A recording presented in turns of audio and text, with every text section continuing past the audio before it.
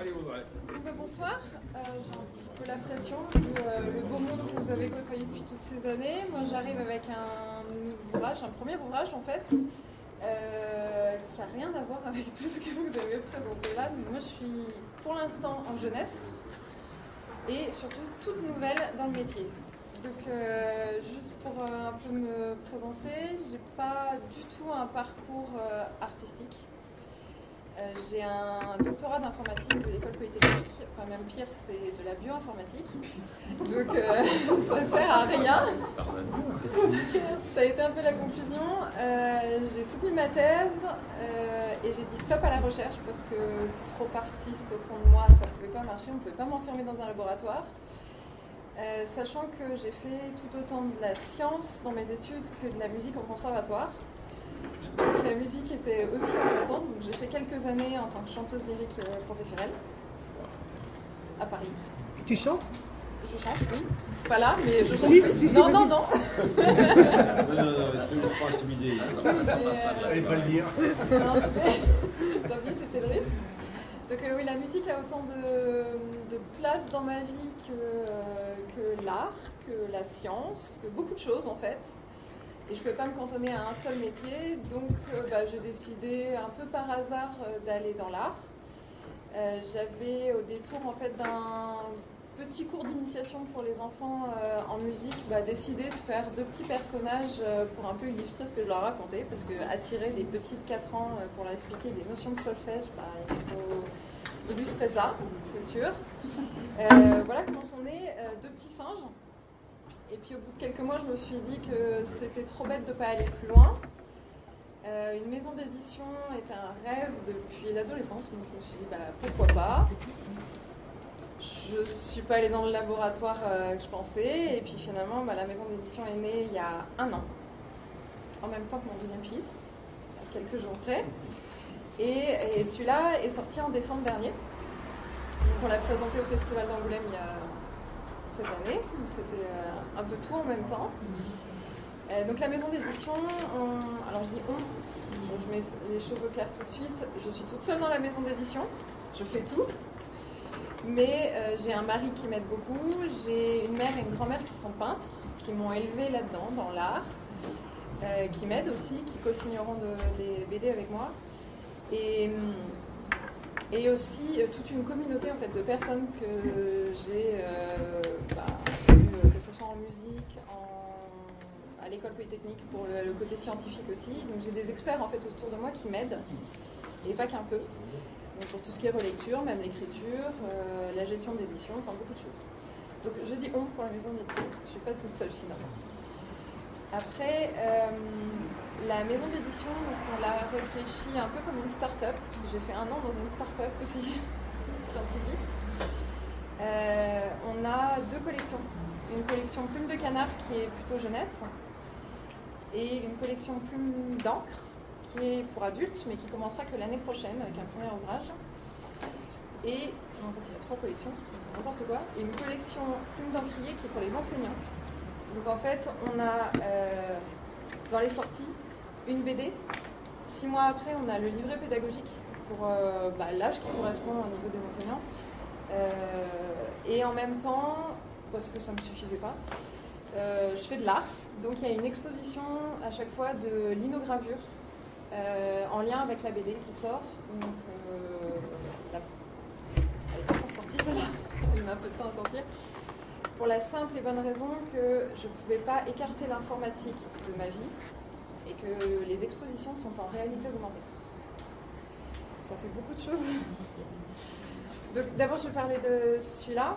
Donc c'est le premier d'une série, donc Louis et Titi sont 2 petits singes. C'est au niveau des âges, ça va jusqu'à 6-7 ans.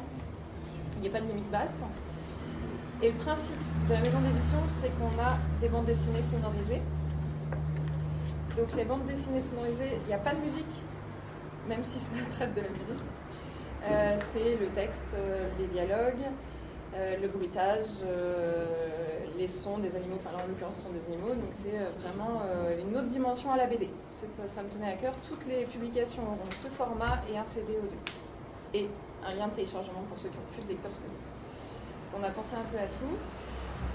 Cet ouvrage-là, en fait, initie les petits à un peu les notions de solfège. Enfin, c'est un gros mot comme ça, mais les notions pures de la musique, l'air de rien, dans des petites histoires. Chaque notion est illustrée par un animal, enfin, un duo d'animaux. Et donc c'est le début d'une série. Le prochain sortira en principe au prochain FIBD et il sera sur l'art. Pareil, le même principe avec des bruitages de techniques d'art et toujours les animaux. Donc ça c'est la première publication. La malle pédagogique, elle est sortie en mars dernier. Elle est déjà testée dans des écoles. Et la prochaine publication, elle est en cours de campagne de financement depuis 2 jours. Jusqu'au 20 juillet. Et donc là, j'ai deux iPads qu'on peut faire circuler. Il y a d'autres livres aussi, si vous voulez les feuilleter. Il y a 2 iPads, donc je peux le montrer. Il est... Le financement, c'est tout. Sur quoi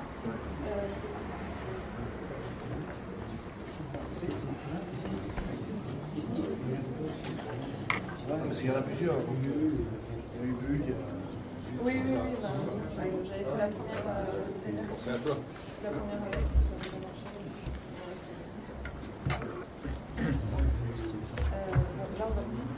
je suppose pas avoir grand chose.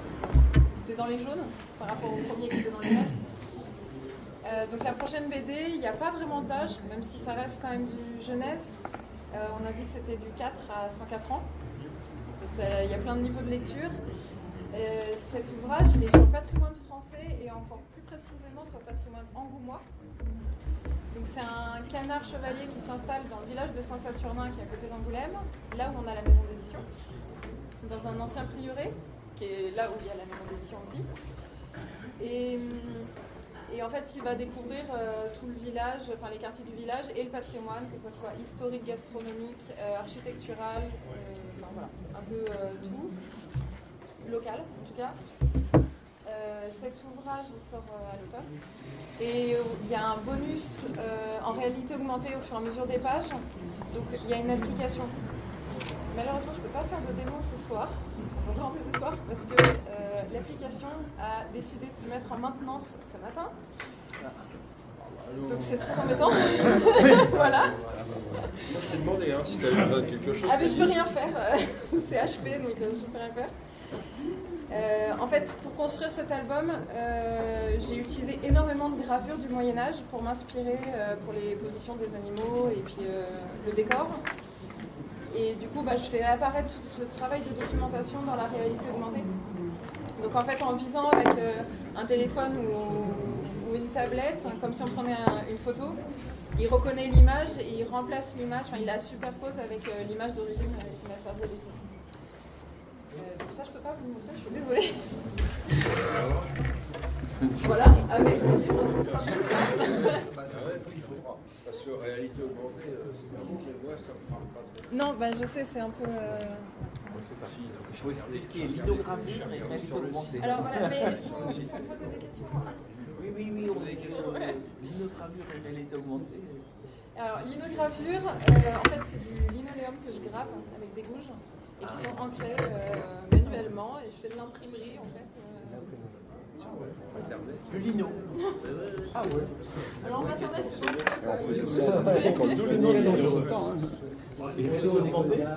et alors la réalité augmentée, c'est vraiment, c'est une technologie qui est assez récente.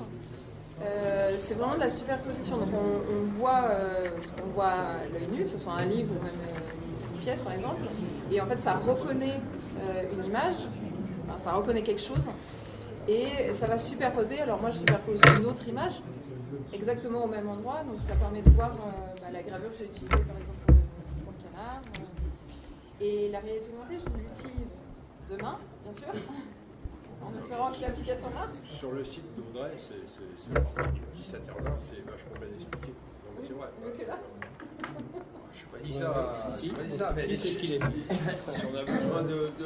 Oui, non, C'est ce mais qu'il il y a dit. C'est ce qu'il a dit. C'est vrai que c'est bien expliqué. Et donc demain, je lance une série de 8 sérigraphies et réalité augmentée au comptoir des images sur la ville d'Angoulême. Je les signe demain matin au Mansal. Ouais. Ici toute la journée.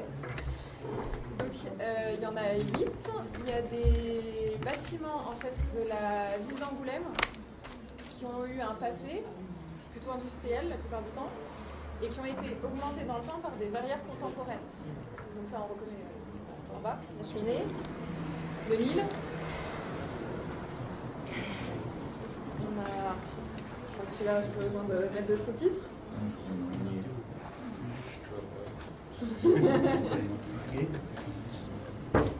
Musée de la ville et la cathédrale, l'intérieur du musée, le conservatoire, non, je l'ai imposé, il y a le théâtre et Champ de Mars. Les couleurs sont les couleurs du trésor d'Angoulême. Ah, je connais. Je suis allée visiter le trésor de la cathédrale avec un nuancier et là je choisis les couleurs. Il n'y a pas que des sérigraphies, il y a la réalité augmentée. Alors ça je peux le montrer sans que ça soit de la réalité augmentée, mais ce sera sur les iPads. Chaque réalité augmentée, donc en visant en fait les sérigraphies, il y a une vidéo qui se lance. J'ai fait des recherches aux archives municipales, j'ai récupéré toutes les anciennes photos de chaque lieu avant qu'il y ait eu traces de verrières contemporaines. Et donc tout est travaillé avec le son de l'ancienne industrie. Et donc c'est des petites vidéos de 30 secondes à chaque fois. Alors, explique comment on fait. Je peux pas vous faire la démo. Ah oui, là, je peux pas faire la démo. Ah bon.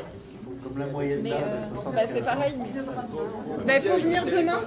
avec une palette graphique, non? Oui, non, avec. Son militaire.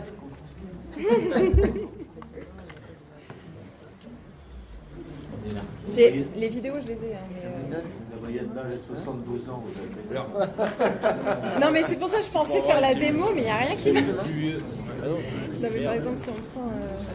Vas-y, sur le troisième droite. On peut les faire sur elles sont toutes les générations. C'est parce que nous avez montré hier. Oui. Exact. C'est ce qu'on avait vu chez toi là-bas. Ah non, c'est trop bien ça. Ah non, c'est bien ça. Tu te rappelles pas? Avec son appareil photo, tu Ah oui, sur les deux, il y en a. Donc on peut montrer, et il y a toutes les époques. Un complément.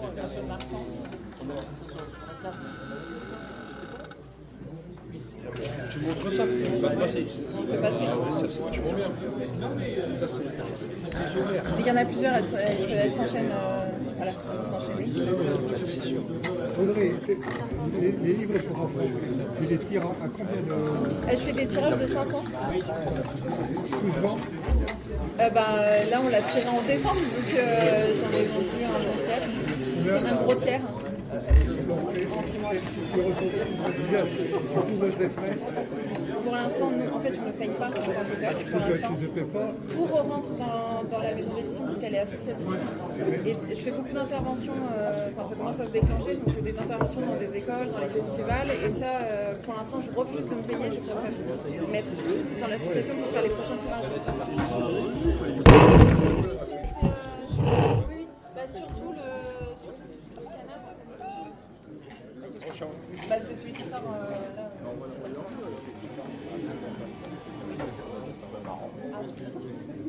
Alors, je vais lui donner personnellement comme ça. Tout ce que tu veux personnellement. Tu lui montres un village là. Oui. Non, celui-là, personne ne peut pratique du tout. Je vais lui donner personnellement. Toi, t'expliques. Pourquoi on met ça, ouais. Eh oui, parce que là, je pourrais pas y aller. Vraiment pas. Ah oui?